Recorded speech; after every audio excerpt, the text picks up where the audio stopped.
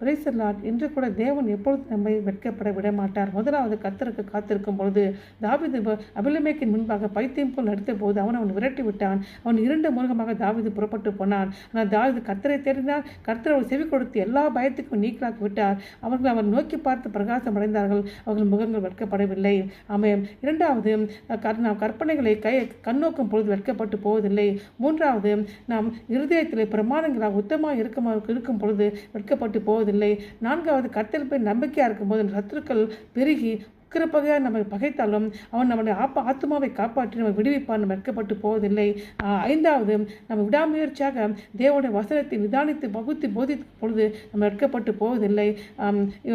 6வதாக, விசுவாசத்தில் உறுதியாக இருந்து நான் வெட்கப்பட்டு போவதில்லை. ஏன் நான் விசுவாசத்தில் இன்னார் என்று அறிவேன் என்று பவுல் சொன்னது போல நாம் சொல்லும் பொழுது வெட்கப்பட்டு போவதில்லை. நாம் கிறிஸ்துவுக்குள் நிலைத்திருந்து அவர் முன்பாக வெட்கப்பட்டு போவதில்லை. ஆமென்.